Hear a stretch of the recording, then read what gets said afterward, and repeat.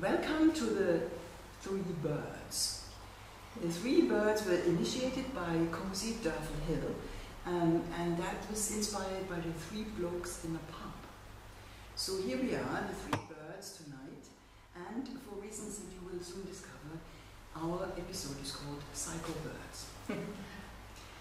My name is Anette Pollner. I'm a writer. I'm published by HarperCollins UK, where I am actually listed as a British author on her pen name. I'm a translator and an actor and many other things. I have here with me two very special EU citizens, or birds. One of them is Emmy van Deurzen. She's a professor of existential psychotherapy, chair of Voices for Europe, and she's been a prominent member of UK and international counselling and psychotherapy at the highest levels for many years, so we're very lucky to have her here. And on the other side is the distinguished author Veronique. She is the co-editor of In Limbo, which is something we're going to talk about later. And she also has a PhD in comparative literature and the French Revolution, which might come in handy later on. Absolutely. Veronique also is part of the very first Erasmus group, which has made her life a very European life. And I think that's true for all of us. So the actual theme of today, jokes apart, is the psychological impact of Brexit on EU citizens in the UK. And that's all of us. And this is something we've all three been living with for over 3 years, since actually before the referendum in 2016, and much more brutally since Article 50 was triggered, almost 2 years ago. And now with the dreaded settled state, an application that can be rejected and best case scenario will reduce us to second-class migrants in our own homes. So I'm going to start with myself, and then hopefully the distinguished birds next to me will be able to use me as a living example. So when I hear the word Brexit, I have to say I am terrified. I can feel it in my, when I say Brexit, I can feel all my muscles go like this. And then deep down it feels like it's hollow, and there's a terrible kind of darkness inside me. And I can function, of course, as we all can, and I'm trying to kind of put that on the back burner. But whenever I hear the word Brexit, there it is. And like many of us, I've lived here for decades. I live in London. London is my home. When I smell the underground, or when I go on the bus, or when I see all the trees, I forget this is home. But since the referendum, I know that I'm not welcome here. And there are powerful people who actually want to actively remove me from here. They've actually said so many times. I don't exactly know what will happen to me, and how it will happen to me, and I also don't know when. So added to this terror is this feeling of total uncertainty. I have no power over the events that affect me the most. At my age, it's incredible. And I was, and I still am for 2 more months, a citizen, an equal. But I will lose that equality, and I will become a second-class person, a migrant who has to apply to stay here and who has to register with the police. And there are days and nights when anxiety absolutely overwhelms me. And then there are other days when I fight, I go to events, I talk to people, I connect with others, but ultimately, inside, I am alone with my fear. This is how I live now. And I would like to invite you both to respond to that. Well, I relate to a lot of what you're saying, and I think most of us do, because that's something that when we collected testimonies of EU citizens affected by Brexit in the UK, in our book In Limbo, we noticed that we are all coming from different countries, we are all of different generations, social backgrounds, and we feel exactly the same. And we feel exactly what you expressed. I mean, recently, I don't know if you will concur, but I somatize it the pain is expressed physically. For instance, last night, well, I'll tell you frankly, yesterday and last night, I felt physically sick. And I know the sickness is the psychological sickness of it all. I've had it. I and other people I know have had really bad backaches because our back is full of the burden of Brexit. I've had panic attacks, and I know others have had. And what the symptom for me is I feel my chest is crushed, and I can't breathe anymore. And again, it's this feeling of being crushed, and everything, because I have a temperament that expresses physically psychological suffering. I express very physically Brexit. Brexit is something I feel through all the pores of my body, and something that is completely I feel under siege. I can't function. I function superficially, exactly. But there is always, well, it's the attacks happen occasionally, but it's the sense of siege, the waiting. You know, I feel encircled. How do I get out of this circle?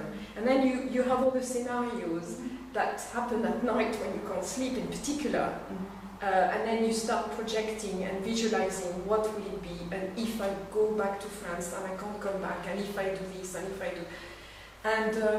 And my life is simpler than others because I don't have children, but I know a lot of EU citizens with children who have that fear multiplied by hundreds, because there is always the thought, and what if my child can't come with me? What if my child has to choose between her father and me? What if what if I have to take my child with me, but then something happens to me and there is no other parent? I mean, the thoughts are endless, and they are nightmarish. We are living in a dystopia. It doesn't feel real. I don't know if you feel that as well, the sense of unreality. It's this sense of, I mean, please, Emmy. Let's bring it in, Emmy. Well, I think we simply refuse to believe that our lives can change in that way, isn't it? Yes. It's as if there is a complete disconnect between how it was before and after Brexit. Yes. And we're just sort of stunned by that initially. And we felt kind of shut up after that, because immediately after the referendum, if we tried to talk about it and express how incredibly upset and sad and despairing we felt about it, people would shut us up. And they would say, oh, nonsense, this is an exaggeration. Yes, they still say that. Why would you feel like that? You're just being over-dramatic. And it was really impossible to convey to people what it was like to be an EU citizen in a country that had just voted, that it didn't want to stay part of what to us is vital. Yes. This is our lifeblood. Yes, absolutely. My life has been European from the moment I was born. I was born in post-war Netherlands, which had been destroyed and devastated. And my whole early childhood was about realizing how lucky we were that people were willing to work together in Europe, and that we were not going to have a third world war. Exactly. All my hope was on the European Union. My parents took us around to all the different countries so that we would learn the languages and we would talk to other kids in other countries so that we would create something special. When I was 18, I left the Netherlands. I went to study and work in France, where I lived for 7 years, and then I came to the UK. My students are very often European, and I'm just used to this identity of us all working together and us all belonging together as EU citizens. And then suddenly it was like somebody ripped the cloth from the table, and everything landed in a different place, and we were suddenly undesirable, we didn't have a voice anymore because we already hadn't had a vote in the referendum, which was maddening, wasn't it? Something that affects us more than anyone else. Yes, I think we should talk about that. Yes, we really should. It's outrageous that we didn't have a vote. Yes, and I remember when I went online talking about that before the referendum, I was being shut up. Yes, we were. People used to say, oh, don't do that. This has got to be a referendum for our own. Yes. Yes, for our own. Yes. For our yes, own. It has nothing to do with you. And nothing to do with you. And if you're not happy, you can go back to where you come from. Yes. Oh yeah, go back to where you come from. How often have you heard that? Go home, they would say. Go home, and this is home is here. Yeah. I say, how long have you lived in the UK? And they'd say, I'm 35. And I'd say, well, actually, I've lived here for 42 years. Yes. And this is my home every bit as much as it is yours. What's the response? And why did I not get to vote on my future when I have paid taxes in this country for, decades? A little bit of respect here. I am your own. We are all together. Yes. Maybe I'm an adoptive child rather than a biological child. But when it comes to voting in a family, you don't exclude your adoptive children. No, you don't. Everybody. That's illegal. That's illegal. Yes. No, absolutely. And I so agree with you. And you mentioned the key word, the word of identity. Yes. Because that's what that's the attack. That's why it hurts so much. Yes. It's our home, but it's our identity, because home is belonging, and belonging is linked to the sense of identity, and our sense of identity has been under atrocious attack, and we've had absolutely no weapons to fight it. We couldn't, as you said, Emmy, we couldn't even express what it meant to us, what was happening to us. We were shut down from the start, and we were looked down upon, and this lack of respect for us has been gnawing at us as well, because we are dehumanized by this attitude. Yes. So let me remind you of some of the things that the people who come to our clinic for EU citizens. You have a special program. Can you just so we say what it is? Since June 2017, we have had an online and phone-based support service for EU citizens who have emotional and mental health problems. And the things they have told us about what they have experienced are appalling. To be fair, I have not experienced those things for myself, but clearly some people have had experiences where their children in school had to fill out forms to say whether they were citizens or not. And after the other children found out that they were foreigners, they were pestered and they were bullied, and the children didn't want to go to school anymore, and so the parents got more upset about that. We've had people who have been spat on in the street and called names regularly, neighbours who won't talk to them anymore, people who have not been able to relate to their in-laws anymore because in-laws have started excluding them from family occasions. We know people who have been physically attacked on public transport. It's really appalling stuff, and none of us were prepared for that. No, but how could you be? I mean, you live your life in the EU, we lived our life in the assumption that we would be safe from such terrible events. And we certainly didn't think that they would happen so suddenly. No. I mean, if this had happened over a period of 10 or 15 years, that would be very different, but something from one day to the next. I think it's like a violent death. That's how it feels to me. I remember when one of my work colleagues suddenly didn't come into work and we found out he had died a violent death. That's how I felt. Yes. Very similar feeling. But that's very true, because people express this sort of, they need to grieve. They're bereft. It's absolutely right. The world makes no sense. No, the world makes no sense. Actually, there was when I asked in our group, what people would like us to talk about, I had this really moving testimony from a member of our group. She said, and it's exactly... And the group is in limbo. The group is in limbo, You have the books. We're a group of EU citizens, Brits included, So because we're all EU citizens who are suffering from Brexit for the next 65 days. Well, yeah. And she said, my dad passed away unexpectedly last summer, and I had counselling sessions to help me work through the loss. During the sessions, I realised that some of the emotions I was feeling were very similar to Brexit. Yeah. I had lost something fundamental to my identity.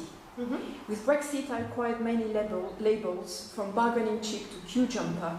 Instead of being a person, just me, living at home, I am now a worker. I'm defined by what I do rather than who I am. I could stop being a worker tomorrow if I lost my job. Then who am I? Yeah. This was a real light bulb moment for me. It really got to the bottom of my discomfort and unhappiness. It helped me discover who I am and who I want to be, hence my decision to go where I can be me. Yes. So it showed her that, yes, through this grief counselling, that she was going through grief with Brexit, and that her identity is completely thrown into disarray. Yes. And that it's true, our value now is monetary value. Well, you know? absolutely. And I think this is something many people are unaware of. Yes. That as long as we are workers and we pay tax, we can get away with it, and we're sort of accepted and okay. But there might be though a But minimum we level know of money exactly that there will be a minimum level, Yes. and worse. So for example, if you're a care If worker, you you become can't be unemployed, Yes. or you Sick. commit a crime, Yes. or by chance or something that can happen. Of course. If you get picked up in a demo or something like this, Absolutely. I'm very aware of they that. can immediately deport you. Yeah. It changes your status. Absolutely. We also know that the settled status is secondary legislation, Yes, which yes. gives us no guarantee. Which can be Yes. changed at any point by the Home Office. Yeah, no need to go through Parliament. So this is So- maybe we should explain this. So There is no secondary legislation is not very well known. No, it's not. Because many people think dreadful. that every law is made by Parliament.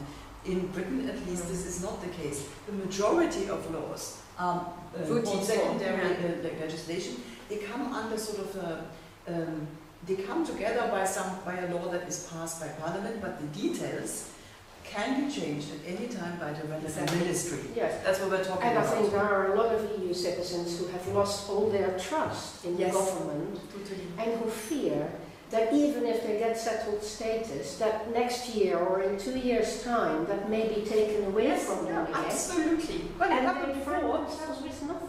And look at the comprehensive sickness insurance that was supposedly a necessity, what was a necessity imposed by the Home Office in order to get permanent residency and therefore citizenship. Yes. This is a very, let me just say, this is a very complicated subject. Yes. Yes. So we'll say, talk about it in a simplified form. Yeah. No problem. Yeah. But so everybody was supposed to have had this insurance that nobody had ever heard of, and that had been described as illegal by the EU in 2012, and Yes. the EU had asked the British government, the Home Office, to remove that rule because it's incompatible with the NHS. But the British Home Office didn't remove that rule. It was not applicable to us before Brexit because we were protected by the EU. Suddenly, when that protection goes, we try to find protection here and make our status more stable, and then we're told, no, you can't have permanent residency, although you've lived here for decades and you always thought you've done everything right, because you're supposed to have had this insurance that is not legal, Yes. and that nobody knew about. Yes. So, So basically, they suddenly start denying us the right to use the NHS. yes, And if you have been using the NHS, you start feeling terribly guilty. And also, if you haven't been working and you can't afford health insurance, then suddenly you're illegal. And the Home Office tells you, you can't get permanent residency, and we will tell you when you have to go home. And this has happened to many women who weren't at work, who were at home with children. women are the most affected. Women are the most affected. And they became terrified. They became afraid that the Home Office would physically remove them from the country and separate them from their husbands and their children. There were women who were in absolute despair about this. There was no support from the government whatsoever. So our support service is the only support service. So the government rips this all apart, takes away all of our security and provides absolutely no support system, no counselling, no help whatsoever. And then it goes even more. Sorry. I also want to just add that what was really got to me was the Windrush. Yes. The Windrush Of scandal. course, absolutely. Because the same ministry, the Home Office, did something very similar that we are afraid of. Yes. To people who are actually British citizens. Yeah. So yes. I thought if they can do this to British citizens, yes, I agree. what are they going to do to us? Quite right. Well, That really scared me. Yeah, and we're already called the second Windrush scandal. Yeah. Yes. You know, we're sort of, definitely. we are waiting. It's a horrible situation. We are like in limbo, but we're also in this stage of waiting room for something really bad to happen to us. Yes. That is a horrible psychological torture. Yes. Now let's put things in perspective, because people watching this will be saying, "Oh, they are too sensitive, snowflakes. Yeah. Why don't they grow up and stuff like that?" Indeed. And let me just say, our research has shown that EU citizens have responded in basically 3 different ways. So out of the 3.7 million people in this country from the EU, a group that is here on short contracts has said, "Oh, this doesn't concern me, it's just the same as always, I'm fine, what are they talking about?" So there are those people that aren't concerned, because actually we are pretty safe. Yes. They have a home to go back to in their country of origin, they're here for a short time. Then there's a group of people who became very angry straight away and who said, "They're not going to do this to me. Yes. I'm not going to be treated like this. I know who I am. I know what I'm worth. Don't you treat me like an undesirable." And many of those people have made arrangements to leave the UK. But of course, unfortunately, because they have left, we don't have them here anymore to talk about this and let people know why they have left. Yes. And then there is this third group of people, which we all clearly belong to, who have felt this very personally, and some of us have still been resilient, but some of us have really gone downhill. And I can tell you, and I know you know this too, that there are some of that group who have become so distressed that they've become dysfunctional. Yes. They haven't been able to sleep, they haven't been able to eat, they haven't been able to socialize, they've hidden away in their houses, some have stayed in bed, some have started drinking, some have become suicidal. Yes. This is outrageous. But I we've allowed this to happen. Yes. And I would actually say I am one of them. Really? There are times when I feel so isolated and so scared that I don't leave my house, yes. Oh, goodness. And well, I mean, you know, I can function if I have to, like most people. Yes. But because I feel I'm so terrified is the word I use, because I'm frozen terrified. I'm frozen terrified all the time inside, all the time. And for me, because we're talking about identity, right? Although I have a German passport, I don't actually identify with any particular nation. I'm a refugee child. My parents came from different parts of Eastern Europe. My mother was on a refugee track in January 45 at the age of 15. It's January again, right now. And she was a very disturbed person all her life. I mean, I don't even know that for 4 months. So this is my personal background. I was born without a passport. When I was 10, my father got a passport because he was a teacher. And in Germany, if you're a teacher, you have to be a civil servant, and for that, you need a passport. So I was lucky. But I don't identify with any passport. My grandfather lived in what is now Eastern Slovakia. He lived there for a long, long time, I think 45 years. In the time that he lived in the same village, his nationality was changed 5 times. So to my family, nationality means absolutely nothing. And the EU is wonderful, as you can see. But stability. This really is a double hit for me because I thought 70 years of peace never happened before in Europe. Exactly. All my ancestors were in horrible wars and horrible things happened to them. And that's true for everybody. And everybody who is watching is also true for you. But totally. But this safety that I felt, I now really feel that it is deceptive. Yes. And I would like to ask you something, and I would give you my example myself. When the referendum happened, I knew immediately what was going to happen. To us and to Britain, and I used to work in the City of London, I knew, for example, that the banks were going to leave and blah, blah. This was clear to me, and I can prove it because I published an article. I published an article 1 week afterwards and predicted all the things that have now happened. I was like, you stupid, nothing will happen like this.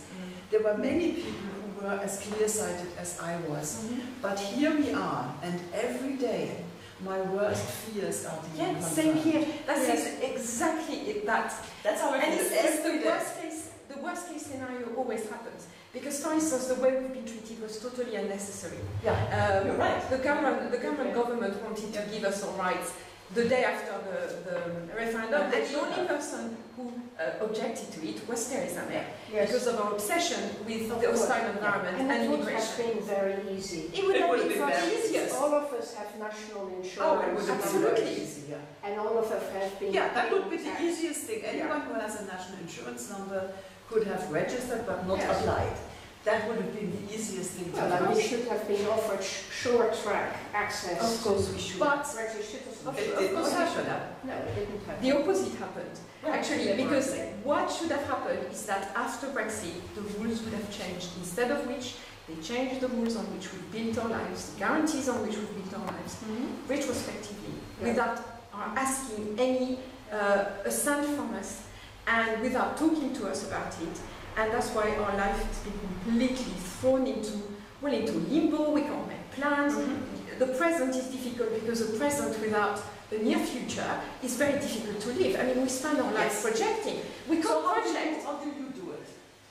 How do I do? How do you live your life day to day? I fight. I mean, well, that has been my way. My way has been to fight.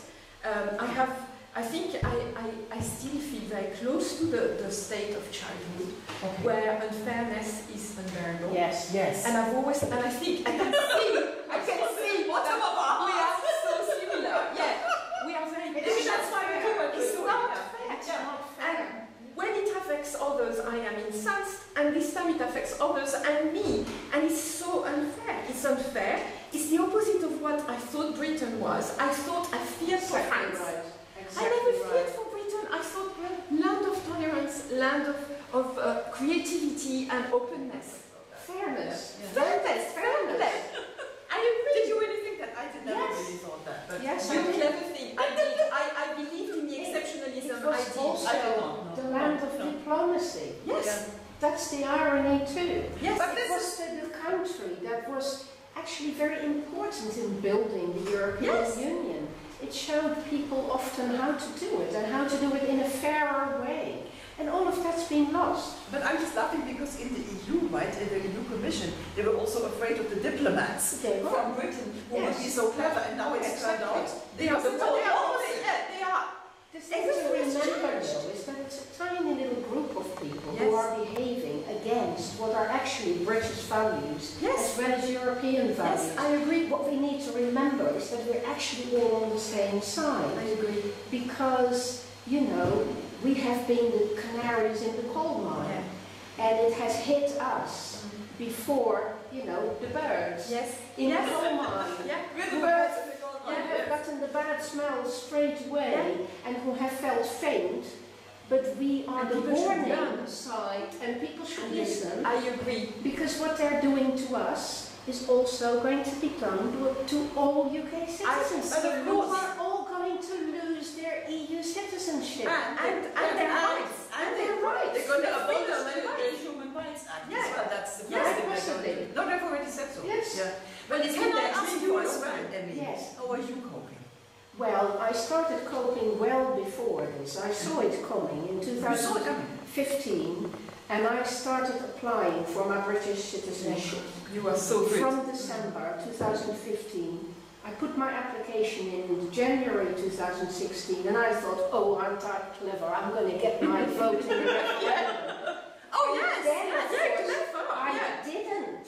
I got rejected. I remember. My application got rejected twice. I remember. And then I realized we were in a different world. Yes. This was not a rational world.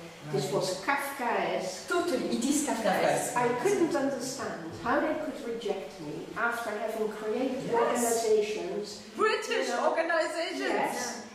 Giving jobs to over 100 people, paying tax for 40 years, being married to a Brit, having raised British children. How can they reject me? Yes, right. Yes. It just didn't make sense. But it doesn't make sense. It doesn't make sense. This happened 2 months before the referendum. Ah. So I knew what was going to happen. Because I knew what they were doing to me.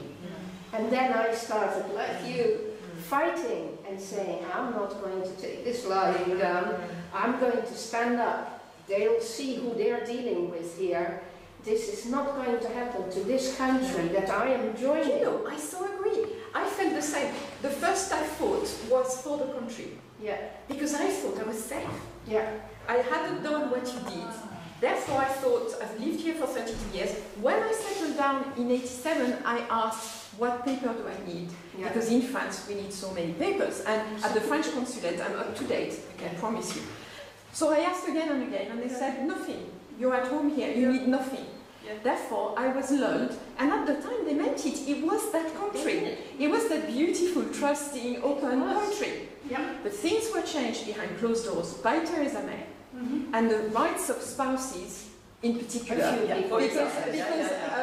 think of her particularly because she's the one who created the Skype families, and the Skype families were linked to removing marital, protection for marital status. Yeah, so this is all part of the so-called hostile environment. Yes, it is. Created by Theresa May when she was in the Home Office. Very early on. Yes.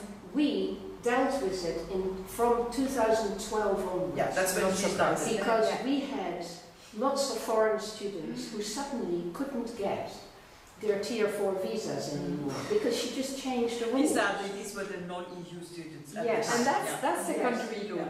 That's secondary law. That's done behind closed doors. And that's the same, exactly the same got process. worse and worse and worse. Yes. Yeah. So universities like us, who are private, couldn't do this thing anymore, when in the past we had the right to do that for our students. So we had 7 or 8 students who had to stop their doctoral programs in the middle and find another university to go to.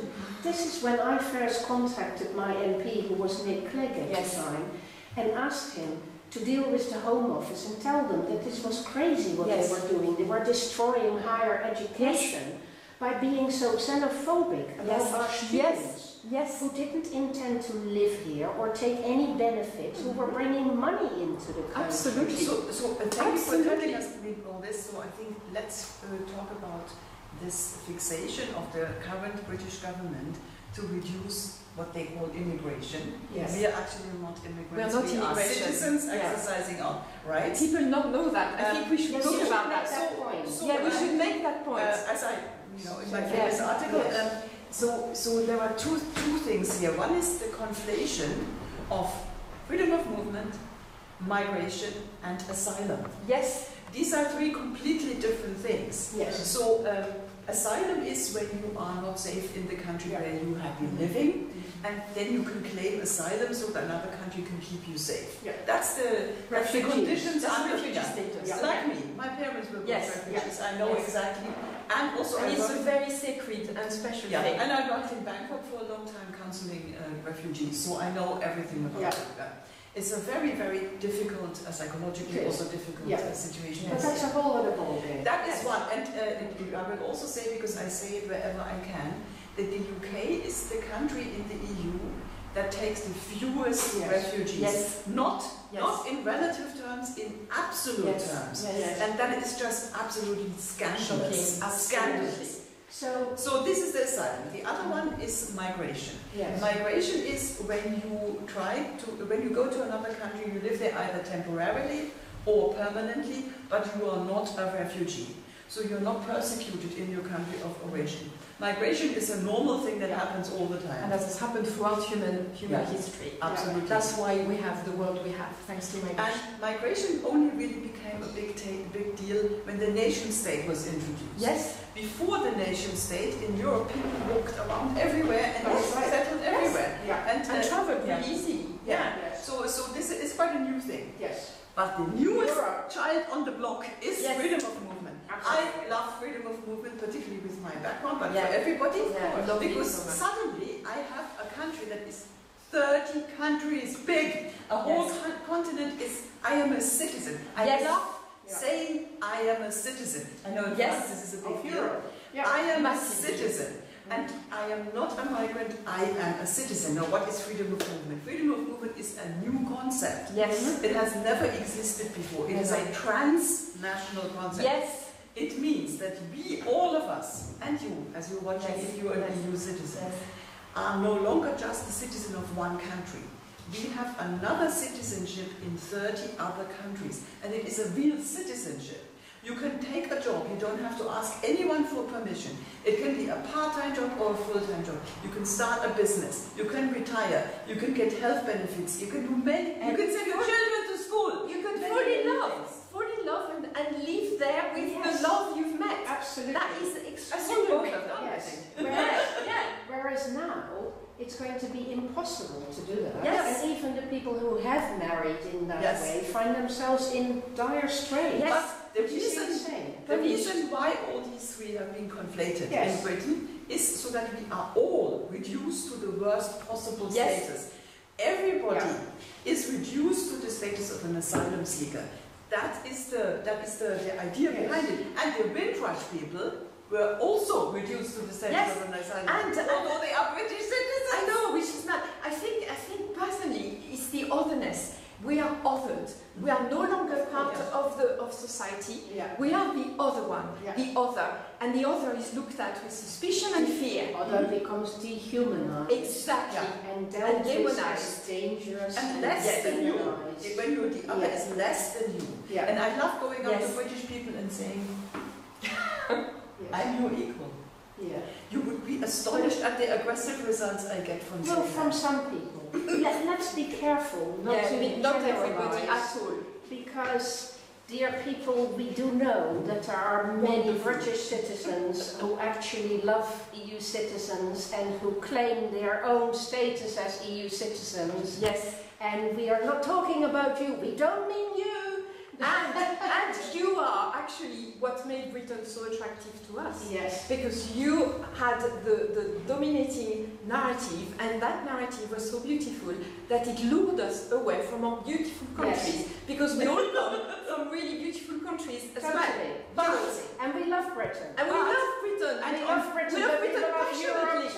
We love Europe. We love Britain, and we have our roots. And we love our native countries as well. Take a short technical break. Yes. Can I just make one final point? Which is that actually British people understand these things because they love going to European countries on their holidays, or they love retiring in other European countries. Oh, let's take this up after the break, because that's but also, let's remember that 5 million British citizens live all around the world. Yes. It's a travelling nation, and they understand about freedom of movement, and we just need to make sure, we don't lose it. Let's take that up again after the break.